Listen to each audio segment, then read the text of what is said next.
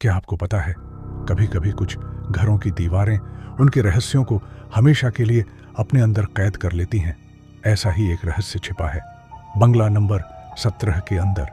3 दोस्त विक्रम, सुनील और जॉन अपने छोटे से गांव से बंबई आए थे नौकरी की तलाश में। दिन भर धूप में भटकते रहे, किसी ऑफिस से उम्मीद, किसी दुकान से उम्मीद, पर न नौकरी मिली न ठिकाना। थके हारे तीनों एक बिल्डिंग के पास बैठ गए। वहीं पर एक चौकीदार आया और गुस्से में बोला, कौन हो तुम लोग, यहां क्या कर रहे हो? तीनों ने विनम्रता से बताया कि वे बस काम ढूंढ रहे हैं। चौकीदार को उन पर तरस आ गया। उसे अपने पुराने दिन याद आ गए, जब वो खुद ऐसे ही काम ढूंढने आया था। वो अपने एक दोस्त को फोन करता है जो पास ही बंगला नंबर 17 में नौकर था। बोला, मालिक 2 महीने के लिए बाहर गए हैं, अगर चाहो तो ये लोग वहीं रह सकते हैं। तीनों की आंखों में उम्मीद लौट आई। अगली सुबह वो चौकीदार के साथ बंगले पहुंचे। सामने था एक पुराना लेकिन बेहद खूबसूरत बंगला। ऊंची छतें, टूटी खिड़कियां और चारों तरफ फैला अजीब सा सन्नाटा।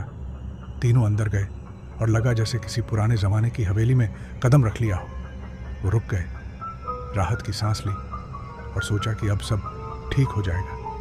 लेकिन उन्हें नहीं पता था कि ये जगह अब किसी और की है। रात के 12 बजे विक्रम की नींद अचानक खुली। वो खुद को तहखाने में पाया, जहां पुराना टूटा फर्नीचर और मकड़ी के जाले थे। उसे समझ नहीं आया कि वो वहां कैसे आया। अचानक एक औरत के रोने की आवाज आई। उसने आवाज लगाई, कौन हो तुम? पर कोई जवाब नहीं। आवाज बढ़ती गई और फिर अचानक सब खामोश। वो चौंक कर उठा।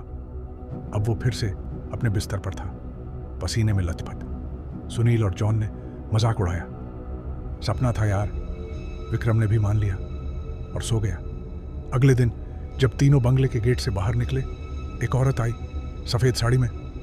उसने विक्रम के हाथ में एक चिट्ठी रखी, इस पते पर जाओ, काम मिल जाएगा।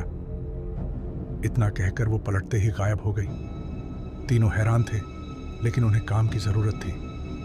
वे दिए गए पते पर पहुंचे, एक बड़ी कंपनी के ऑफिस में। उन्होंने चिट्ठी दिखाई और मैनेजर को उसमें मालिक के साइन मिले। वो हैरान रह गया, क्योंकि मालिक तो उस वक्त विदेश में था। फिर भी उसने तीनों को नौकरी दे दी। लेकिन दोपहर में विक्रम सीधा मालिक के निजी कमरे में चला गया। उसने पासवर्ड डालकर कंप्यूटर ऑन किया, वही पासवर्ड जो सिर्फ मालिक को पता था। मैनेजर घबरा गया।